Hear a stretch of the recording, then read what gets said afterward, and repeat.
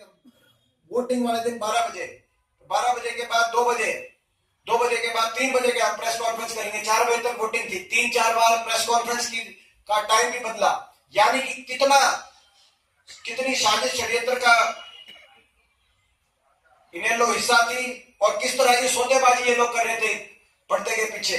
लेकिन जब ये साबित हो गया, जब हमारे कैंडिडेट्स की, हमारे सारे एमएलए की वोट जब लगभग 3 बजे तक सबकी वोटिंग हो गई और ये साबित हो गया कि 30 से ज्यादा वोट हमारे उम्मीदवार के पक्ष में जा चुके हैं और कांग्रेस के उम्मीदवार जीत चुके हैं, 32 वोट जा चुके हैं उनके पक्ष में, तब तक ये साबित हो गया था। तब इन्हें लोग मैदान छोड़ के भागी और उसके बाद बीजेपी का अगला प्लान कि क्योंकि अब धोखेबाजों के आधार पर भारतीय जनता पार्टी ने संख्या बल जुटाने में असफलता प्राप्त हुई, तो धक्काशाही कि भाई क्रॉस वोटिंग तो उतनी हुई नहीं जितनी, अब कांग्रेस की वोट कैंसिल करो। आपको याद होगा चंडीगढ़ का मेयर का चुनाव, जिसमें एक मसीह नाम के अधिकारी ने पार्षदों की वोट चोरी करी। हम मेरा आरोप है कि एक पंकज अग्रवाल नाम के अधिकारी जो आरोप थे वो मसीह पार्ट 2 थे, उन्होंने विधायकों की वोट चोरी करने का काम किया और जो वैलिड वोट थी हमारी, उन वैलिड वोट्स को भी इनवैलिड करने का काम किया। जो काउंटिंग के टाइम वैलिड जो वोट थी, जो इनवैलिड बात आई, वो सारी हमारी वैलिड वोट थी, उनमें कोई, क्योंकि हमारे काउंटिंग एजेंट वहां मौजूद थे, ये खुद उम्मीदवार मौजूद थे टेबल पे, हमारे कर्मवीर बौद्ध जी इन्होंने देखा, अशोक अरोड़ा जी थे, बहुत वरिष्ठ हरियाणा के नेता है, उन्होंने देखा, वो हमारे काउंटिंग एजेंट थे। भूषण बत्रा जी थे, बहुत वरिष्ठ नेता हरियाणा के, उन्होंने देखा। और प्रदीप पुनिया जी थे, जो एक बहुत वरिष्ठ वकील है चंडीगढ़ में। इन चारों के सामने वैलिड वोट को जबरदस्ती इनवैलिड डिक्लेयर करने का काम, जैसे चंडीगढ़ के अंदर मसीह नाम के एक अधिकारी ने किया था चंडीगढ़ मेयर चुनाव को चोरी करने के लिए, यहां पे हरियाणा में जो आरोप थे उन्होंने किया। लेकिन उसके बावजूद हम डटे रहे, हम अड़े रहे और अंततः जीत हुई सच्चाई की, प्रजातंत्र की। इस जीत पे एक बार फिर हरियाणा की जनता को बहुत बहुत हम बधाई देते हैं। अब मैं आग्रह करूंगा हमारे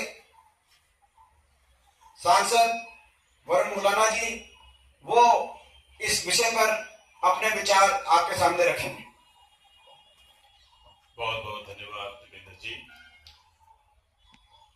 आप सबके सामने हैं, भाजपा के पास संख्या बल नहीं था, केवल और केवल सत्ता बल का दुरुपयोग करते हुए उन्होंने तीसरा उम्मीदवार खड़ा किया। जब संख्या बल था ही नहीं तो तीसरा उम्मीदवार क्यों मैदान में लेकर आए,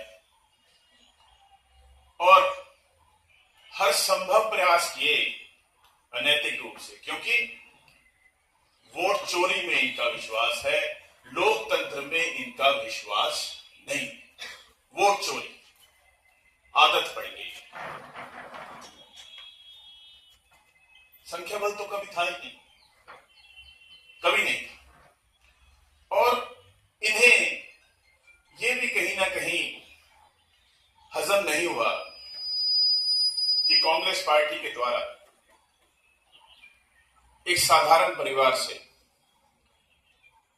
एक अनुसूचित जाति के व्यक्ति कर्मवीर बौद्ध जी उम्मीदवार बने। ये भी इनको कतई रास नहीं आया। इससे भाजपा की ये जो दलित विरोधी सोच है वो भी पूरे हरियाणा के सामने, पूरे देश के सामने आई है। इनके नहीं, बिल्कुल इनको ठीक लगा कि क्यों आ रहे हैं, ये इनकी मानसिकता है।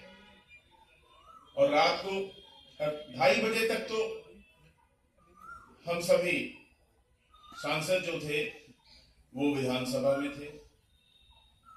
2:30 बजे तक सभी हमारे माननीय विधायकों ने वोटें डाल ली थी। किसी प्रकार का कोई ऑब्जेक्शन भारतीय जनता पार्टी के जो वहां पर ऑब्जर्वर थे, जो वोटिंग देख रहे थे, किसी ने कोई ऑब्जेक्शन नहीं किया था। जब उन्होंने देखा कि वोट चोरी में कहीं कमी रह गई है